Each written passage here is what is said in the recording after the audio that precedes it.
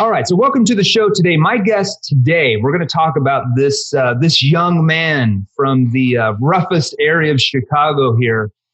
This man grew up in Chicago in a not so safe neighborhood, but that didn't stop him from earning a BS in electrical engineering, an MBA, and building a 20-year career as a top sales executive and becoming president of global sales and marketing for a $420 million company.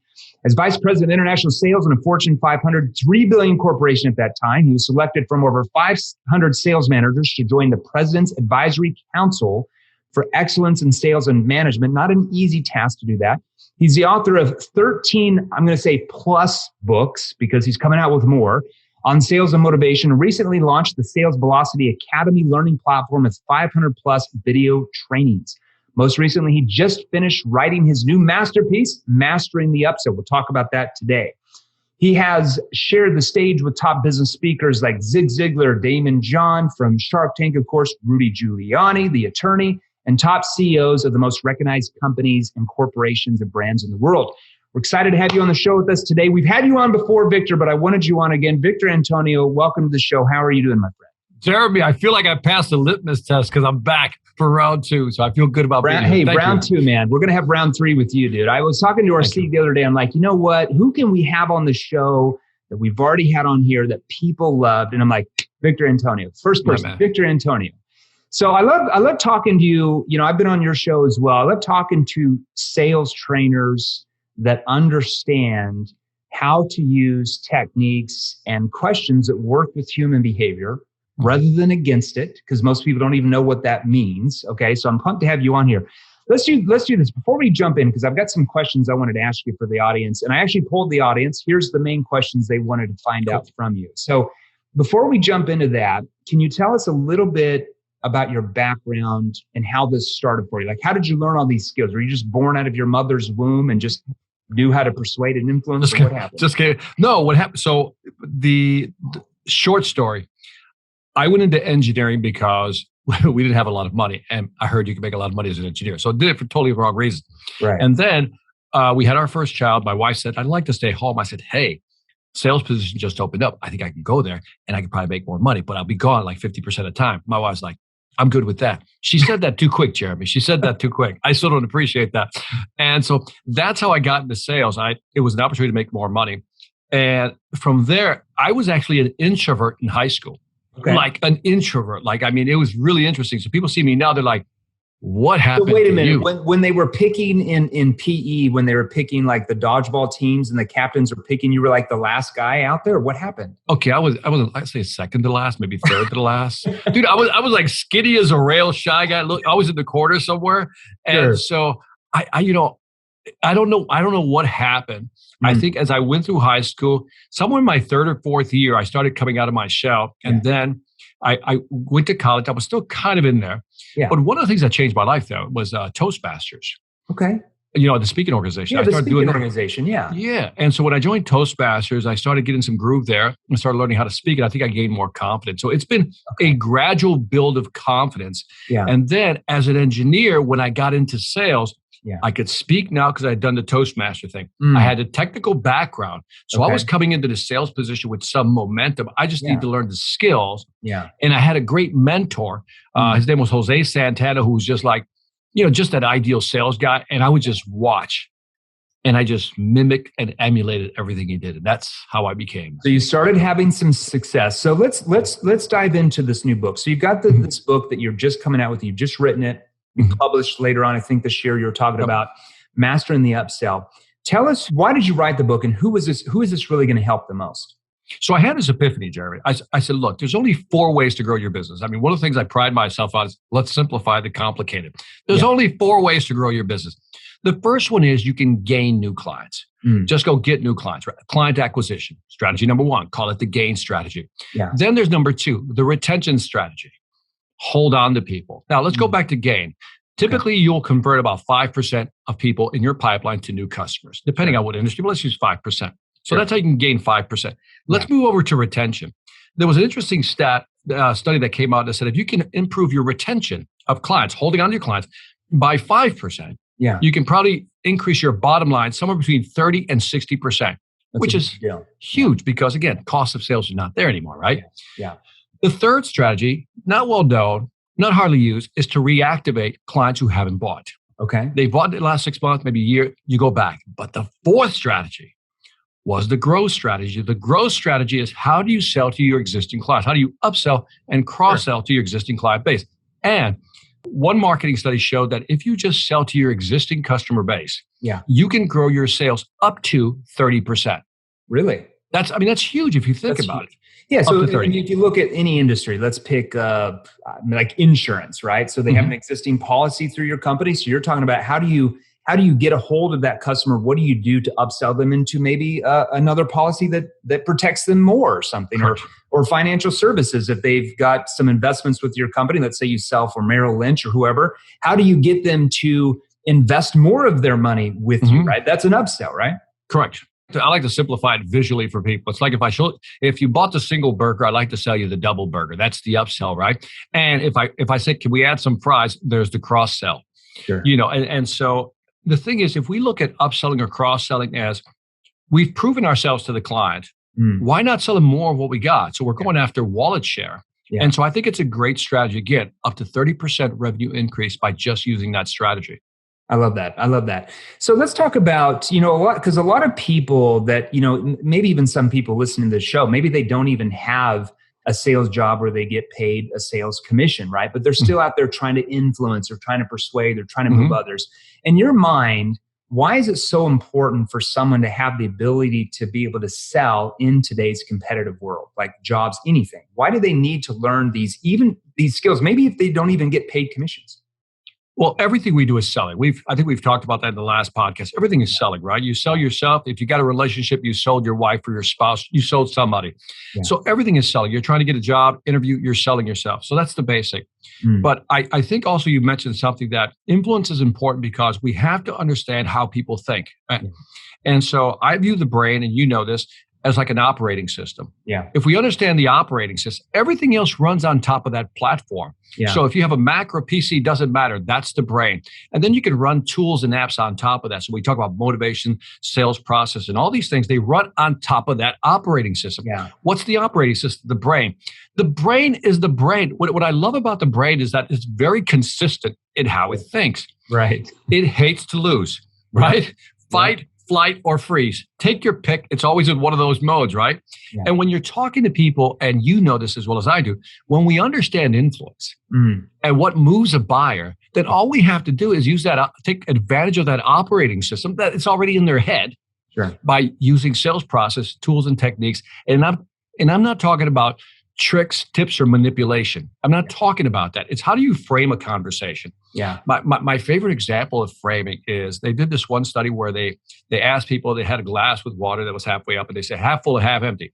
And people said half full, right? Everybody's an optimist. They said, no, it depends. And here's what they found out. That if they go into one room with a bunch of people and they showed them an empty glass and they fill it up halfway, the majority would say it's half full. Yeah. They then walk into another room with a full glass, empty out half of it, and the majority say it's half empty. A perfect example of what of sequencing, right? Yeah. It's not manipulation. It's like it depends how I sequence things. Yeah. How does this tie into sales? Think about it. In your presentation, if you can sequence it right, should I mention price first or should I build value? Sure. Right? Or should I mention value, then build price? By the way, I'm all about price then value. That's just my theory. Okay. Yeah, that's another conversation. That's another conversation, yeah. But I mean, these are all, I guess, strategies that if we can harness the power of influence, I think we can actually sell more effectively. The sales, look, mindset is big, right? I saw some guy give a stat I thought was interesting. He said 50% of the sale is mindset. He said 40% was strategy. We'll call it sales process. And then he said 10% was luck. I kind of agree with him. I like those numbers. Well, yeah, I mean, all selling is, we've talked about this before on your show. And when we talked before, all selling really is change. That's all selling is change. It's about how good you are at helping your prospect view in their mind and feel in their soul, their emotional part, that changing their situation, getting the money, the funding, the budget to purchase what you're offering, to solve their problems is far less riskier than them doing nothing at all, staying in status quo and nothing ever changes for them. That's all selling is, okay? It's about helping that prospect overcome maybe their limiting beliefs or their fears or fear of taking a risk or whatever, to get them to see that buying what you're offering is far less riskier than doing nothing at all and staying in the status quo and nothing ever changes. And that's for any industry on planet Earth, 100%. What do you feel are a few of the biggest mistakes that salespeople make in today's selling environment? There's a lot. By the way, everything you just said is great, because selling is about change, right? And you're asking somebody to make a change when somebody buys your product or solution, you're asking them to change. That's what you're doing. That's what selling is. That's all it is. And so several mistakes. We've moved away. We have informed buyers right now, right? They're on the internet. They're informed. They're, the Challenger sale, they said that 57% of the buying cycle. Now there's somewhere like 80, 90% of the buying cycle. So they're smart, right? Yeah. But I still see some salespeople still selling the feature, the benefit, and the advantages, right? I'd say that's most salespeople. Yeah, it's most salespeople, right? Yeah. What are we talking about? I was trying to be kind here. So check. You should do that, right? Feature, benefit, got it. Check. Yeah. And then you should also create a sense of urgency. I think a lot of salespeople are not good at creating a sense of urgency. But let's give them the benefit of the doubt, Jeremy. Yeah. Let's say that the feature, benefits, advantage. Here's the gain piece. Yeah. If you don't do it, here's the pain piece. Urgency, right? Okay, let's give them the benefit of the doubt. They do that also. Yeah. Here's the big one. Much like the iceberg, the top 10% you can see above the waterline is that the feature, benefit, advantage, and the actual urgency. But below that waterline is what you're kind of alluding to, which is the change. Yeah. You're asking me to buy your product or solution, which means, mentally think about this, I now have to turn around, sell it into my organization. I have to convince people. I have to retrain my people. It might impact my delivery. Do I have to set up a new process for this? Do I have to do this? Do I have to do this? All these questions is where it stops. Yeah. And by the way, and I know that if we don't address those issues, those underlying currents underneath the waterline of change during a meeting, what's going to happen is you're going to be glad they didn't bring all these things up, but they're going to walk out of that meeting. You're going to go home telling your manager, man, that was a great meeting I had with Jeremy. I think I nailed it. That sucker is closed. Put it in the bank. Sure. But yet when they left that meeting, they go, I like Jeremy. I like, Victor. I like his presentation, the product. He says, but what about this? Yeah. Well, who's gonna run this? Well, especially if you're in a more complex selling environment, which is what you're talking about, right? I mean, if you're selling magazine subscriptions door to door, it's not really that, right? Because it's a low value item. There's not as much risk, right? It's $5. But let's say it's a 6-figure deal or, $50,000 or $1 million or $10 million deal or whatever, a lot more risk if something doesn't happen, right? So even though you did well with, let's say, a decision maker, well, the average size company has about 6.7 decision makers now, according to Forbes. I just read this a couple months ago. I think we talked about it in the last podcast, okay? So almost 7 people are going to decide on that. Then it might not be the full decision maker, but let's say that you're selling some type of software, right? And if you can't pull in the IT department who's going to implement that software, even though they don't make the decision, but they can influence the CEO because maybe they feel like their job's in jeopardy, that the software might replace them. Or maybe they feel like if they implement this software or whatever, that people aren't going to be able to be trained in time and it's going to cost something, right? So you have to be able to ask the right questions in a more complex selling environment to be able to navigate throughout that organization to pull in other decision makers and other influencers who are going to influence the decision maker that you don't know about. If you don't know how to do that, you are dead in the water most of the time. It's like you're just winging it, hoping and praying that it's just going to come through and you don't have any control of that sales process. Very dangerous. It is. And what's happening post-pandemic is some of these groups are growing bigger. I mean, 6.7. I mean, I've heard it as high as 11. Yeah, and on the size of the company, you're right. Yeah, the one that kind of was like, I never thought about that is because of all the privacy issues now. Yeah, right. The hacking of companies and data. So the CIO is definitely involved in a lot of these meetings if you're selling technology products. But also, they're inviting legal to the actual room. Talk about dead in the water. When legal enters the room, everything's dead in the water. But I think these teams are expanding. But to your point is that how do you find these influencers that have the highest leverage? And that's when I think you really have to have a strategy for surrounding an account Yeah. And I also think that a lot of the technologies, all these sales enablement tools that are out there to help you really manage, try to kind of herd cats is what you're doing. Yeah, that's what you're It's doing. tougher. It's So tougher it's to not sell like that. saying who's the decision maker because they're not going to tell you who that No. is. They're like, oh, me and the CEO, but then they've left out the other 7 other people that are getting influenced. Like it's almost like asking the question in a reverse way, like, okay, who besides you and your organization is responsible for, I don't want to say fixing, but who in the organization is responsible for overseeing, issues and problems like this that we're talking about? Oh, well, the CEO would be, and the CIO, and this person over here in the marketing department, and they start to reveal more of what's going on. And you have to be able to know what questions to use to be able to navigate where they want to let you in on it, right? Because if you just say, who's the decision maker? You're not going to get the CEO, answer. right? And you're dead in the water. Let's talk about the pandemic stuff. So we're coming out of the pandemic, right? Right? We see light at the end of the tunnel, supposedly, right? Hopefully, the thing is right now, so our company headquarters are in Sydney, Australia. You probably don't know this. We opened up a big office right after COVID in Sydney, and that's where our CEO's at, our CFO, our COO, most of our sales team, all that are there. And they just got locked down again in Sydney. Wow. Because they had 25 cases. 25. They locked down the city for 2 weeks. So we can't even go into our corporate office right now. But anyways, that's a whole nother story. But in most of the world, besides Australia, everything's ending. Everything looks good, right? Back to normality. So how do you see selling? Okay, we came out of this environment. Selling went really virtual, right? We talked about this on the podcast, probably 6 months ago, 8 months ago. Now that we're coming out of it, how do you see selling changing moving forward in your mind? It's funny. I think I might have used the analogy when we talked last time that in engineering, one of my metallurgical class, the guy took out a piece of wire, like a hanger wire, right? And he said, it's a straight wire. And he said, bend it. So you bent it. And then he said, all right, straighten it out again. And you couldn't straighten it out. There's that little kink in there. Yeah. Because the bonds had realigned and become stronger at that juncture. Yeah. And I think that's what sales has done. We bent the hanger. And so I think we're going to go back to, this is my number here. I'm going with the Pareto principle on this one. We're going to go back to 80% the way we used to do business. Yeah. And 20% is still going to be some type of hybrid remote virtual selling. Yeah. And here's why. And by the way, it varies per industry. Some industries are going to be like, 80-20 the other way. Yeah. Because they realize that the cost benefit factors are there. Yeah. But what I think we got out of this, Jeremy, is that virtual selling, right? Remote selling, take your phrase, is now acceptable. Yeah. Like a year and a half ago, if I said, hey, let's jump on a Zoom call, you'd be like, what? Yeah, I mean, 90% of the population wouldn't even know what that was. Now, right. I mean, people go to church on Zoom on Sundays. Yeah, there you go.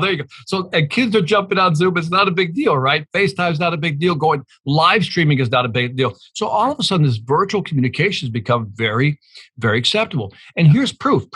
So Apple just announced that it's going to require people to be in the office 3 days. Well, okay. Yeah, on the week, right? I mean, pre-pandemic, if Apple had said that, you'd be like, what? This is the most awesome company to work for, right? Sure. So Apple announces this because everybody's at home now. Now it says, okay, you got to come back to the office. And the outcry, the screeching, you're like, no, we don't need to go back to the office. And what Apple is saying is that part of the growth of our company is part of the creative process. And it's hard to be collaborative and creative if you're not in the same room. I think companies who need that, Jeremy, will go back. And so from a selling standpoint, if I'm selling to companies like that, I know they're going to go back to the office. It's the same thing with us. So, I mean, we're doing that for the creative process as well, right? We're going to be in the office certain days of the week, 100%.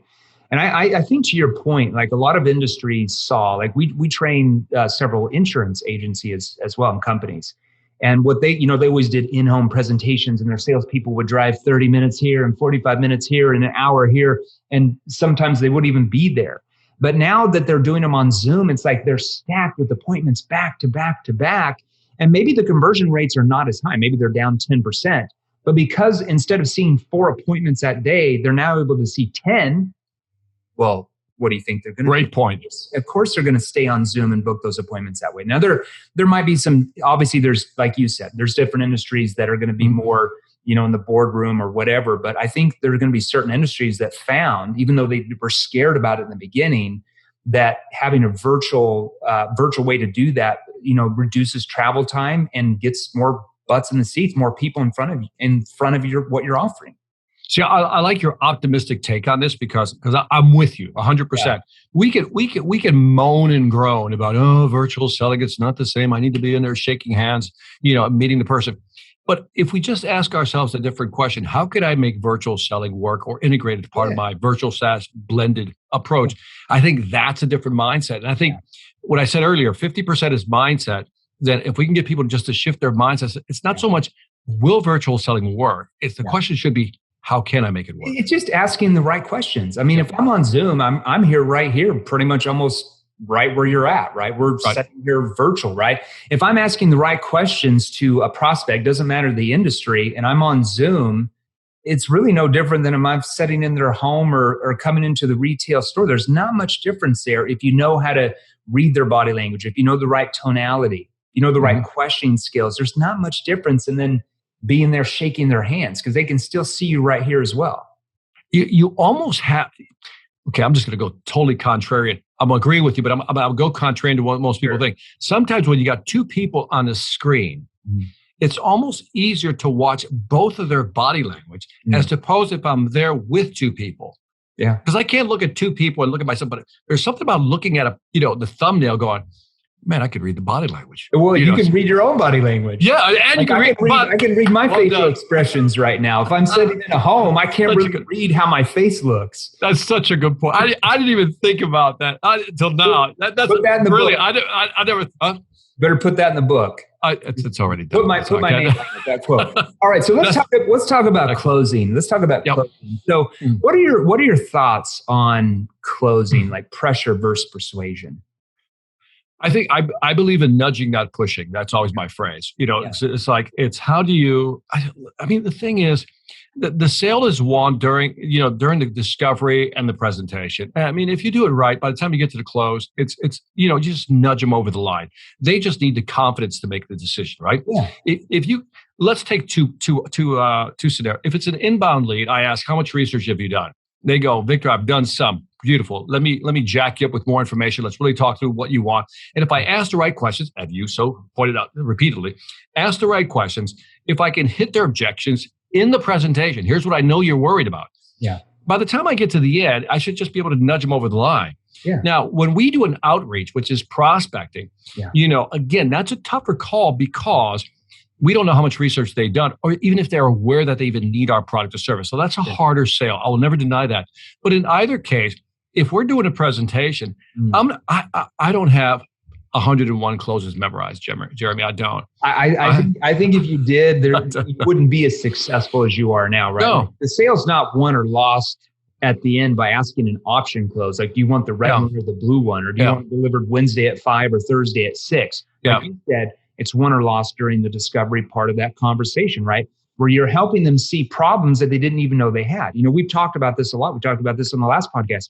Most of your prospects, even if they're an inbound lead, don't realize they really have a problem. Or maybe they know they have a problem, but they don't know how bad their problem really is. That's correct. Or maybe they don't know the consequences or the ramifications of what will happen if they don't solve the problem. Or maybe through your questioning skills, you're able to help them see in their mind 2 or 3 or 4 of the problems they didn't even know they had 15 minutes before, which makes you far more valuable in their mind, which creates more urgency for them to do something about it now instead of later, right?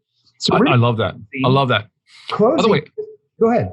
No, I was going to add that what you said is important is that people, let's look, I needed to find a definition of trust. Everybody's like, yeah, you get to get people to trust you, the relationship, the whole bit. I go, what's trust?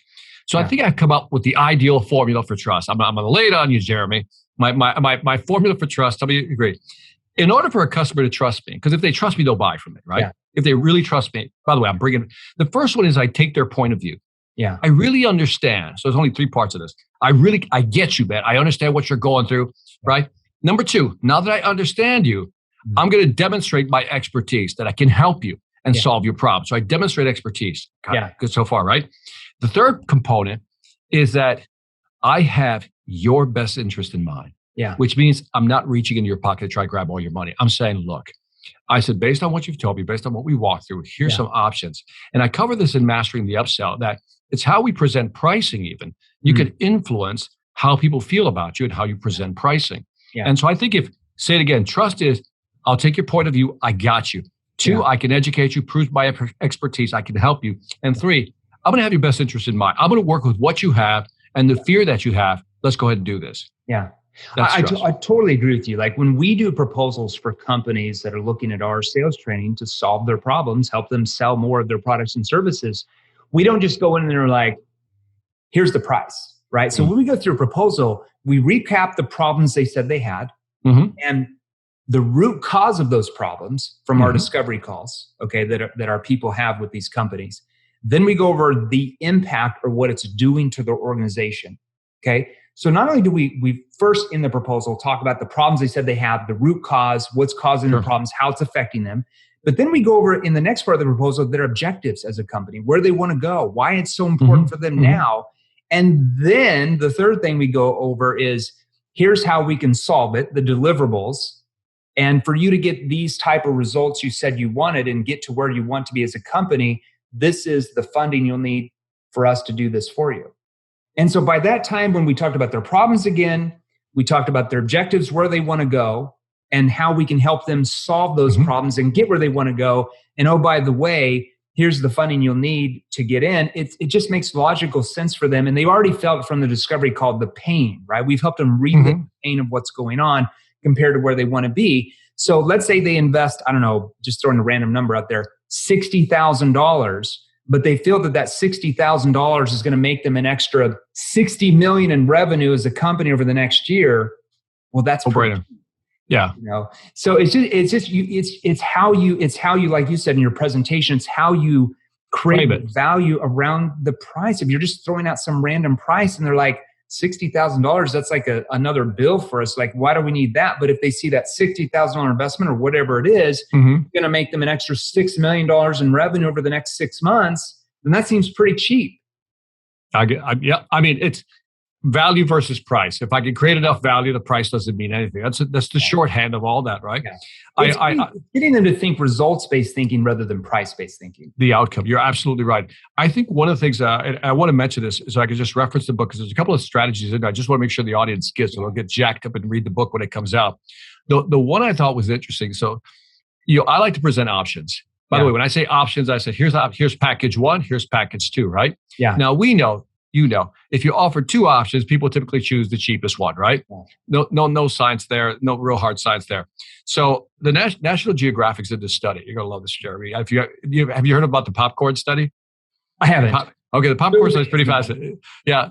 So basically, what they did is that you go to a movie theater and they monitor people as they were buying popcorn, and they had a $3 popcorn, about whatever box, whatever it is, and then a $7 one, right? 3, 7.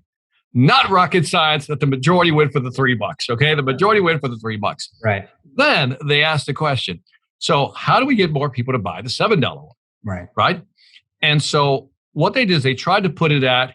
Most people say, okay, if it's at 3, 7, I'll just put it at 5. Yeah. Right. And so the problem was that the majority just bought the one that's 5, kind of again to avoid either side. So they didn't solve the problem, but they upped their game a little bit. Now the majority were buying the $5. Yeah, they upsell. But then they did something interesting. They took out the $5 one and they put in one at $6.50. Right. So now it's $3, $6.50, $7. Now let's go back to 2 options. When you got 3 to 7, it goes. The person stating to themselves, "I don't want to spend an extra $4. Let's just get a small one."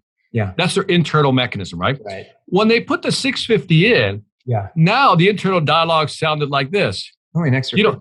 Yeah, for 50 cents more, I can buy. So the majority bought the $7 one. And it's called decoy pricing. And I use this for the upsell. I said, just by nudging the price closer to the one that you want them to buy, actually influences their buying decision. I thought that was amazing. Yeah, it's so true, because you do go to the movie theaters, right? And they're like, well, you can get a large and over the medium for an extra, 75 cents. You're like, oh yeah, I'll just take the large. Because you're like, oh yeah, that just seems so cheap. It's so true. In what's his name, Cialdini's book or whatever, Persuasion. He talks about. I have not read that one yet. I haven't read that book. Yeah, there's some interesting theories in there, and it's a great book. But he talks about, even at car dealerships. Let's say you go into and you buy used cars or whatever. Right? You go to a used car dealership, and let's say if you see a sticker for a car and it says $35,000. Well, in your mind, you're going to try to really negotiate that down, because you're like, it's $35,000. Like, I'm going to negotiate that down.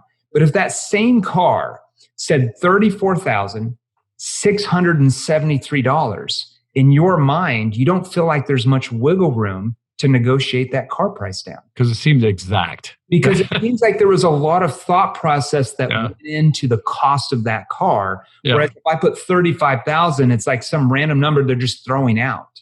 Yeah. See the difference in that?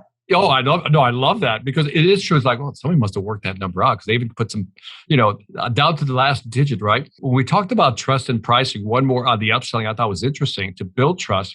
Let's say I'm a landscaper. I come to your house, Jeremy. I said, hey, man, you called me and I come over. I said, okay, here's what I think we can do. And you say, Victor, my budget's $25,000, whatever it is, right? You say $25,000. I say, yeah, I hear you, Jeremy. I hear you, right? And so then I go off, I do my design, I come back. And most people would be expecting what? They go be near 25,000. Yeah. And what we found, as I was researching the book, is that there's a great way to build trust and upsell. And that is to come at what they call at price, above price, but then come in below price. Okay. So in other words, your budget was 25. So I'll have something in there for 25 or 26, something like that. But then I'll come in at 23. Yeah. And then you're like, and that's a pattern interrupt. Now, because you're like, whoa, nobody comes in below the number I just gave him. This guy just came in below. Now, and all of a sudden, believe it or not, there's this leveling up that wants to happen. You want to now go back to the middle one. Yeah. But now I'm going up to the middle one, but I trust you more. Yeah, there's more trust because you're not just coming in with 25 and then 29. Correct. You're coming in like with the lower number because they feel like, oh, this person's looking out for me, right? Like best interest in mind. Interest. There you go. Best interest in mind. So I thought it was fascinating. That builds trust, right? You can only really build trust. I mean, it's funny to me, like people are like, oh, how do you build trust? Like you talk about who won the game, you try to build on common beliefs. Nothing can be really further than the truth, because when you're in a sales call, let's say you're in a meeting and you're talking to a company owner or whatever, and you're just talking about just random stuff, that does not build trust anymore. That just gets a smile and a handshake and see you later. Right? People don't buy just because they like you. They buy because they feel like you can get them the best result. Now, if all things are equal, if they like you, plus they feel like you can get them the best result, and then the other guy, they feel like you can get the same result, but they don't like them, then they'll go with the person they like that and can get them the best result. But just like we were talking about politics before this, right? We won't mention names. People buy in our day and age based on, they don't necessarily like you, but they feel like you can get them the best result. Correct. That's what they buy for you, right? And by the way, I like that you're emphasizing because I hear this, people buy from people they like and trust. I get that, but you're adding what I think is the most important ingredient, that you can get them results. That's what people want. I don't need to like you, man. It comes from Dale Carnegie's book, How to Win Friends and Influence People, from 1936. But the problem is we live in 2021, last time I checked. So people are a lot different, right? They didn't have the internet. They didn't have social media. They didn't have all these. Like, look, there are, I'm reading a book by Brendan Kane, who's one of our clients that we do sales for. We hire as trained as salespeople, and he's a major Hollywood influencer. He's talking about in his book, Hook Point. It's a great book if you want to learn about marketing. He talks about in his book that there's 3.1 billion content providers in the world today. 3.1 billion. Wow. That's everyone from the 14-year-old on TikTok who's putting out videos every day. Yeah. Companies. 3.1 billion content providers. So people are being sold and talked about buying something all of the time. All the time. 20 plus years ago, there was maybe 3,000 or 4,000 content providers. Yeah. Now there's 3.1 billion that you're competing with. That is crazy. You wake up in the morning, you get on social media, somebody's trying to sell you something. You turn on the TV, somebody's trying to sell you something on the commercials. You get in your car, the radio's trying to sell you something.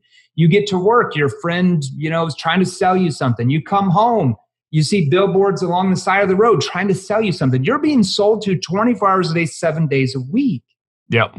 So people don't just buy because they like you anymore. That's just, like I said, it's going to get you. That's old school. By the way, I'm going to ask you something. See if you know. I think this will be interesting. Do you know how much screen time you spend with your phone? Like screen time. I see it on my phone. Yeah, because mine gives me an update. Does yours give you an update? Yeah, my iPhone gives me an update. You spent 6 hours and 7 minutes on the phone today. I'm like, how is that possible? I didn't even. I'm averaging like almost 3 hours. I go, how is that possible? So to your point, during those 3 hours, because I'm going to admit this. It's the first time I'm going to admit this publicly. I'll admit it to you. So between us, I love Instagram.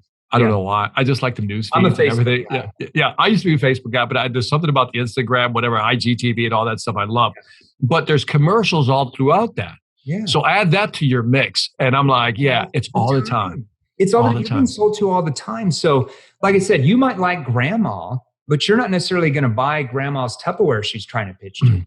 Right? Yeah. You're going to buy the Tupperware who gets you the best result. Like people have got to get out of like, people buy from people they like. Well, they don't. But really people buy from people they feel like can get them the best results. You got to, that should be your line, man. You got to put that in quotes somewhere.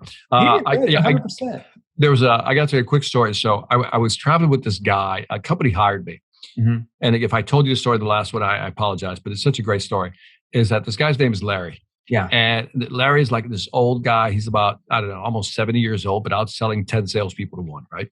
Yeah. And so the company hires me because they say, hey, he's doing something. We need to train our salespeople on what he's doing. I said, yeah. So they want to hire me, right?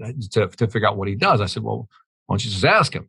Right. I said, we did. He said, what happened? He just said this because he's a good old boy here from Georgia. He said, yeah, because he said, when we asked him, all he says is, yeah, I just go in there, talk to my customers, I close the deal. That's his training. That's my process. That's a great sales process. Yeah. That's my process, right? Yeah. And so I remember, so I said, okay, and they're going to pay me money. So I'm like, I'll take your money.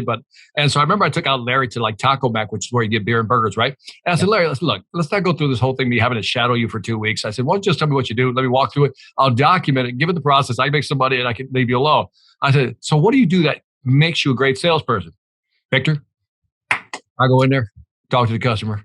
I sell them. I'm like, son of a biscuit, right? So sure enough, I got to go with this guy for 2 weeks. We go to this place called LJ. It's a central office for a telephone company. Yeah. Walk in. He introduces me, I don't know, as somebody like his trainee or something. We walk in. Supervisor meets us. We walk in, Jeremy. Yeah. And it's this room. We're selling a technology equipment. The room is full of equipment, right? Yeah. And Larry walks around. He goes, oh, yeah, that's a 900 series. Well, that's a good piece of equipment right there. That's a good buy. Oh, I see you got one of them, a Cisco, router. Oh, that's a good piece of. He kept doing this, right? And the supervisor's like, oh, this guy knows his stuff. And then Larry looks over and goes, oh, no, that right there? Now, that's a piece of shit.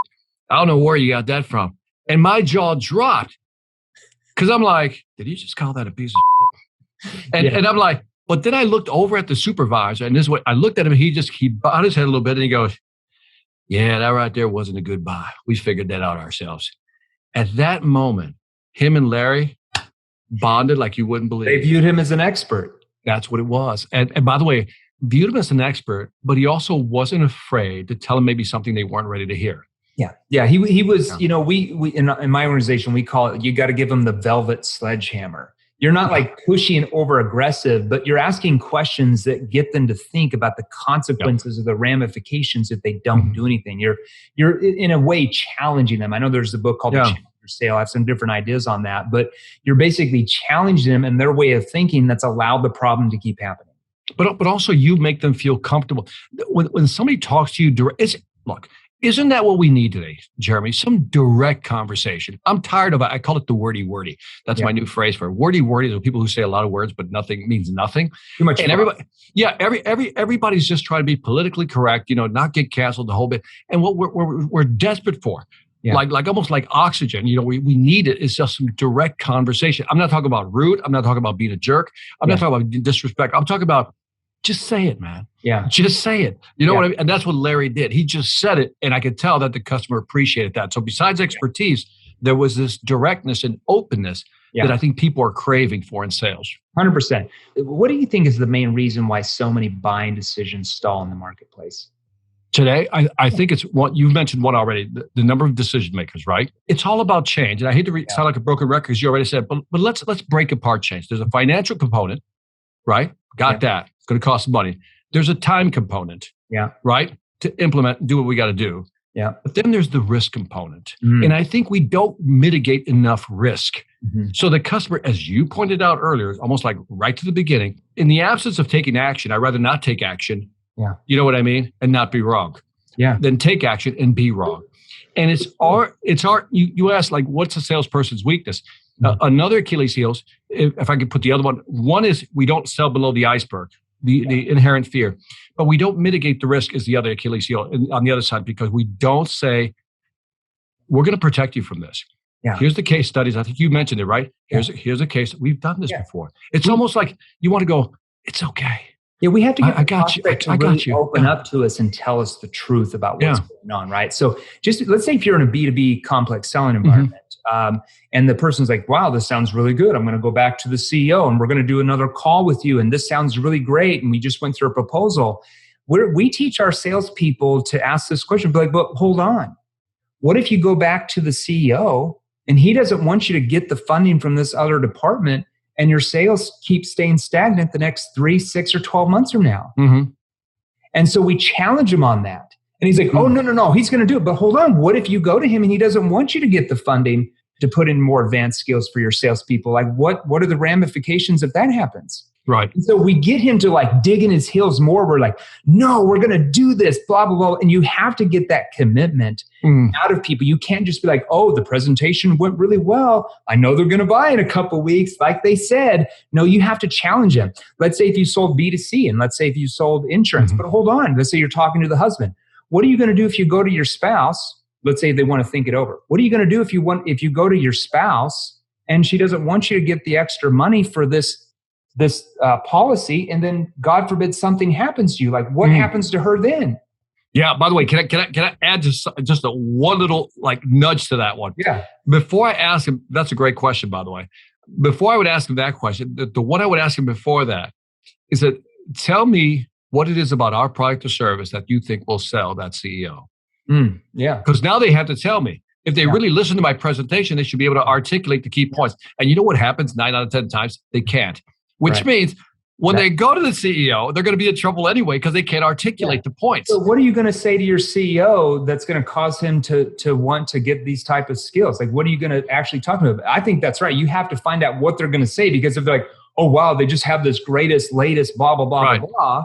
You know, what can I make? And then, by the way, to your point, if I could just go back to, and then I would add in, what if he pushes back? What are you going to say? And then you train them on that. Yeah, I love it. I love it. Exactly. I love it. Consequence questions, right? But typically you're going to say, well, can I make a suggestion? Sure, go ahead. What if you talked about some of the problems that you told us about, that your salespeople or this were X, Y, and Z, and how we're able to help you solve A, B, and C? Would that help him more?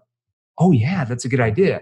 Because then when they go and talk to the CEO or the decision makers about the problems and issues and the root causes and how it's affecting them, what happens? That makes the CEO and the decision makers more open to solving something they might not have known was even going on. I love it. You're highlighting something that most people just kind of skip over, is that you have to train your champion. Do you know what I mean? You have to train your champion to sell on your behalf when you're not there. Because what here's going to say, well, let me talk to my boss. In the B2C situation, it's the same thing. If the spouse isn't there, you're going to say, okay, based on what I've shown you, what do you like about this product that you think your wife would buy into or your husband would buy into? Yeah. And if they can't articulate that, okay, we got to do some training here. Yeah. And then after you do that training, I like your question. I'm gonna start using that. I'm gonna steal that from you, which is to say, what if they push back on this? Because I never thought about training them on the objections. Okay, so I think that's really good. You have so I love that. I know it's a great twist. So I like what I learned. I might even say, like, one question I probably went the way I would reword the question that you asked, because I like the way you asked it too. I'm gonna steal that from you. Yeah. But we'll trade questions. But the way I would ask it, be like, well, let's say you're in the insurance. Well, how does your wife feel about you guys having the extra financial protection in case something, God forbid, actually does happen to you and she has the money to pay for the mortgage? How would she feel then? How does your wife feel about, and then I repeat back the benefit he said he wanted. There you go. Whatever the sales pitch is, you just have to make sure that person can do your sales pitch without you being there. That's the trick. I mean, that's why we get ghosted a lot, right? Yeah. Because what happens is that the person goes back to, because remember, it's all about deferring to the other authority, right? CEO, spouse, right? But the problem is between the time you left them and the time you talk to the boss, or in both cases, the boss, guess what? He's forgotten 50% of what he's probably been taught from you. And he can't, by the way, and he doesn't have that conviction like you have and that power. They're not there. It's a great point. I like that. It's a good conversation, man. What's one of the most important questions? Because I like to get tactical on these podcasts for salespeople listening. Sure. And entrepreneurs. What's one of the most important questions that, besides what we just went over? Because I think those are What's one of the most important questions every salesperson should be asking their prospect? How much research have you done? Why is that? Tell us what that does. I'll tell you why, man. This is so big, Jeremy. This is you can wake me out of a dead sleep and I'll still come up with that answer. How much research have you done? There's 3 categories. Yeah. There's none, some, and ton. Let's go through them. If the person's done no research, that's it. That's dead in the water. Because why would they reach out to you? Let's just assume they found you on the internet, they reached out without doing some research. Yeah. So the person who's done no research has no idea of price. There's no price anchor of what the services cost. Yeah. So it's too much risk there. So I hate that prospect, that lead. Yeah. Then there's some that say, well, I've done some. Now I can dig into that one. Well, when you say some, let's walk through it. Yeah. What do you mean by that, right? Now, the person who's done a ton, I just tried to make them all rhyme. Some, none, some, ton. Yeah. So the one who's done a ton, we love those. Because if they've done a ton of research and they've contacted you, they've pretty much pre-qualified themselves. Yeah. And that one's going to have the highest close rate. Love the some. Yeah. Really love the ton. Hate the none. I love that, dude. All right. So last question I got for you. How do you fine tune your craft? Like once you really get good at selling, how do you continue to improve so you become the best at selling? I read a lot. I do about one. I don't know if one book a month is a lot, but I try to do one book, maybe one and a half. Yeah. But the other thing I do is I still practice in my head. And I try when I always like throw myself an objection. You know what I mean? Like, okay, how would you say that? How would you twist that? If I read something, that's interesting. Let me memorize that one. Does that feel right? And then I make it my own. I like it, and then I make it my own. So, but I rehearse things in my head. So, you know that phrase, never practice on your clients. So I think you should practice every response. When somebody says, let me think about it, your script should be in your head. You ask me, you say, Victor, let me think about it. I'll say, Jeremy, I said, when somebody tells me they have to think about it, it's for one of 3 reasons, and I'll go through the whole thing. You know what I mean? And I have this whole script in my head, but it sounds so natural when I say it. Yeah. That it's part of the flow of the conversation. So that's what I mean by practice and memorize it and, integrate it into you. I think you have to role play and rehearse. Your tonality has to be right. It cannot sound scripted. Correct. Or you're dead in the water. It can be the best question ever, but if it sounds scripted or a technique, people just shut down. They don't open up to that. 100%. Victor, I can't thank you enough for being on here. This is the second time having you on your show. I love having you on here. Any final thoughts or advice for our listeners?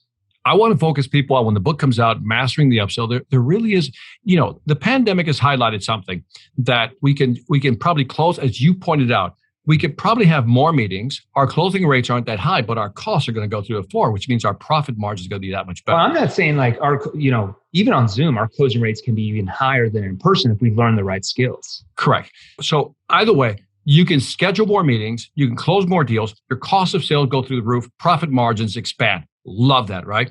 Yeah. I think the missed opportunity, the ones that people are not focusing on, is the upsell, which is why I wrote the book, because, how many people do you know have an upsell process?